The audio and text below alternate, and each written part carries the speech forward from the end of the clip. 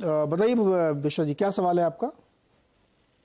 मेरे पास HDFC bank है। मैं 1602 रुपये में खरीदा हूँ। 100 क्वांटिटी है और मैं 6 महीना रख सकता हूँ। क्या मेरा टारगेट होगा और क्या मेरा स्टॉप लॉस होगा? ओके सरवेन जी, 1602 पे HDFC बैंक खरीदा है, 6 महीने लिए सिर्फ रुक सकते हैं, स्टॉप लॉस और टारगेट। देखिए, थॉट इनको भी यही दूंगा कि अब 6 महीने के लिए इन्होंने ट्रेड लिया, लेकिन 3 साल के हाई पे लिया है। 3 साल से 1650 1700 के ऊपर नहीं जा पा रहा है और ये तीसरा साल है। 2021 के आसपास जब गया था 1725, उसके बाद से जा नहीं पा रहा है। तो आई थिंक 6 महीने का ट्रेड 3 साल के हाई पे इन्होंने किया है, तो ट्रेड में इनके एक फ्लॉ है। मेरे हिसाब से ज्यादा इनको इसमें रहना नहीं चाहिए, उछालों में निकलने की कोशिश करनी चाहिए। प्योरली इनके ट्रेड एंगल से बोल रहा हूँ, गलत ट्रेड उठाया है इन्होंने, तो इनको इसमें से निकलना चाहिए। तो अभी निकल जाए तुरंत क्या? देखिए, अब धीमे धीमे अपने लंबे अवधि के दायरों को भी तोड़ रहा है। ये वो लार्ज कैप स्टॉक्स में से अब जो बिल्कुल blue chip, rarest of the bluest of blue blood जिसको बोलते हैं, वो 200 डे मूविंग एवरेज अब तोड़ रहा है, जो कि एक फिल्टर है कि बाजार बुल मार्केट में है कि बेयर मार्केट में है। तो लास्ट 15 दिन से अपने 200 डे मूविंग एवरेज से मोटा मोटी मेरे हिसाब से नीचे है। एक बार मैं फाइनल एक फिगर देख लेता हूं जी। लास्ट 15-20 दिन से अपने 200 दिन के मूविंग एवरेज के नीचे है। आपको यह भी समझना है कि 3 साल से लेवल्स के ऊपर जा नहीं पा रहा है, तो सेलिंग है। इतने बड़े स्टॉक को रोकने के लिए फिजिकल सेलिंग चाहिए होती है, और इतना बड़ा एक इवेंट भी पीछे गया कि एक बहुत बड़ा मर्जर हुआ। तो इन सब चीजों को मद्देनजर रखते हुए जब अब ये अपना 200 दिन का एवरेज तोड़ रहा है, तो कम से कम 6 से 12 महीने के लिए डिक्लाइन में जाएगा, बनस्पत की अपना 200 डे एवरेज जब तक रिगेन नहीं करता है। तो आई थिंक 200 टेक्निकल एंगल से इनका जी, अगर 200 डी में टूटता है जैसे जनरली किसी स्टॉक का, तो फिर काफी डीप कट होता है क्या? जी, in terms of time and price. देखिए, हम यहां से बोलेंगे कि अगर ये रीडिंग्स स्थिर रह जाती हैं और स्टॉक इसके नीचे रह जाता है, तो लॉन्ग ओनली फंड्स की सेलिंग शुरू हो जाएगी। जो लोग 200 डे मूविंग एवरेज का मार्कर रखते हैं, वो लॉन्ग ओनली फंड्स की ऑटोमेटिक बाय डिफॉल्ट, आजकल सब एल्गो से चलता है सर, आपको भी मालूम है, सिस्टम्स काफी सारे अब काम करने लगे हैं। तो 200 दिन के नीचे आदमी का पेशेंस टेस्ट होता है, 1 दिन 2 दिन 4 दिन। अब यहाँ मोटा मोटी 15 सेशंस हो चुके हैं।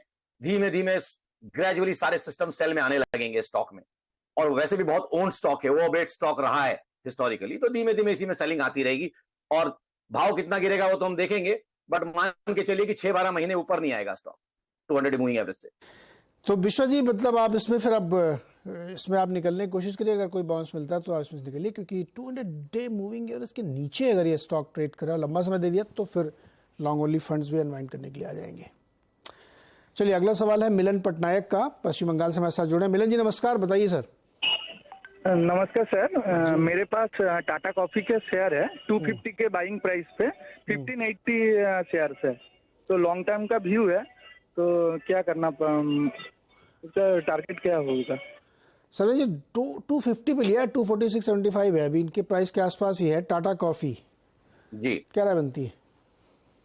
देखिए, फिलहाल तो बहुत बढ़िया एक कंसोलिडेशन चल रहा है, साइडवेज एक बढ़िया कंसोलिडेशन चल रहा है। तो मान के यही चलेंगे, इस तरह के consolidation usually 6 out of 10 7 out of 10 usually ऊपर ब्रेकआउट होते हैं, जिस तरह का सेटअप बन रहा है। तो आई थिंक थॉट यही है कि एक ब्रेकआउट यहाँ पे डेफिनेटली इनका एक पेंडिंग है, पॉसिबल है, वो आ सकता है। बट उस ब्रेकआउट के खेलना चाहते हैं तो उसके टारगेट्स देखने पड़ेंगे। तो उसके टारगेट्स मुझे लगता है कि मेरे हिसाब से 265 270 है। तो यहां से तकरीबन इनको 25-1 रुपया और कमाने के लिए है। तो मेरे हिसाब से इनको 10 रुपए 12 रुपए के आसपास कहीं स्टॉप लॉस भी लगाना पड़ेगा, और वो मेरे हिसाब से तकरीबन यहाँ आता है 232 के नीचे। तो आई थिंक कहीं एक 232 का 232 के आसपास या 231.80 का एक स्टॉप लॉस लगाएं यहाँ पे, और मेरे हिसाब से ट्रेड में बने रहे। 270 आए तो आई थिंक प्रॉफिट बुक करना चाहिए। ओके, 270 प्रॉफिट बुक करिए और 10 रुपए नीचे करिए आसपास स्टॉप लॉस लगाइएगा इसमें। मिलन जी ध्यान रखिएगा। एक और सवाल लेते फटाफट। गोपा बंधु साहू राउरकेला उड़ीसा से हमारे साथ जुड़ रहे हैं। साहू जी बताइए क्या सवाल है आपका? मैं पूछ रहा था, मेरा 500 का शेयर है, 128 लिए हैं, भी होल्ड करें कि रखें? 120, ये इसको सही करिए प्लेट को। 128 पे लिया आपने आरवीएनएल? हाँ सर एकदम टॉप पे ही है आपका भी। 128 पे आरवीएनएल सरवेन जी, 130 पे चल रहा है अभी। देखिए, ये भी साइडवेज कंसोलिडेट हो रहा है लास्ट 3-6 महीनों से, और इसमें आई थिंक एक कॉर्पोरेट एक्शन भी हुआ। आई थिंक यहाँ पे स्टॉक्स क्वांटिटी में बेचे भी गए। तो आई थिंक यहाँ पे मेरे हिसाब से अब ये रेंज ही है 120 से लेके 140 की, उसके अपर एंड की तरफ कहीं पहुंच रहा है। तो बहुत ज्यादा अभी इसमें जब तक 145 का जब तक ब्रेकआउट नहीं होता है तब तक मुझे नहीं लगता कि नया कुछ इसमें ट्रैक्शन डेवलप होगा। सो आई थिंक मेरे हिसाब से तो उछालों में जब 140-145 की रेंज में पहुंचे अगर तो इनको निकलना चाहिए, और इन द मीन टाइम 120 के नीचे कहीं इनको 118 रुपए 40 पैसे पे इनको एक क्लोजिंग ओनली स्टॉप लॉस भी रखना चाहिए, और फिलहाल ट्रेड में बने रहे। बट एक इनको भी यही बोलूंगा हफ्ते 15 दिन के लिए, उसके बाद चाहे व्यू ले ले चाहे एग्जिट कर ले।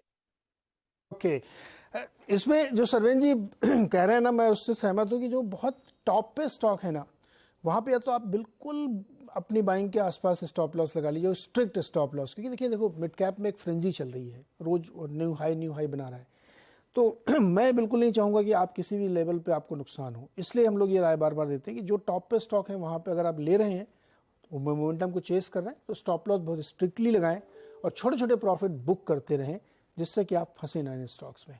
सरवन जी आज के लिए बहुत शुक्रिया आपका जुड़ने के लिए और दर्शकों की मदद करने के लिए। धन्यवाद धीरज जी। सारे स्टॉक्स पे हमने चर्चा की। रक्षाबंधन की एक बार आपको फिर से शुभकामनाएं। और बाजार मेरा इस समय निफ्टी 25 पॉइंट नीचे आ गया है 19,320 पर। मिड कैप अभी भी ग्रीन में है लेकिन ऊपर से वो भी नीचे आया है। बता दें कि मनी कंट्रोल पर दिए गए विचार एक्सपर्ट्स के अपने निजी विचार होते हैं। वेबसाइट या मैनेजमेंट इसके लिए उत्तरदायी नहीं है।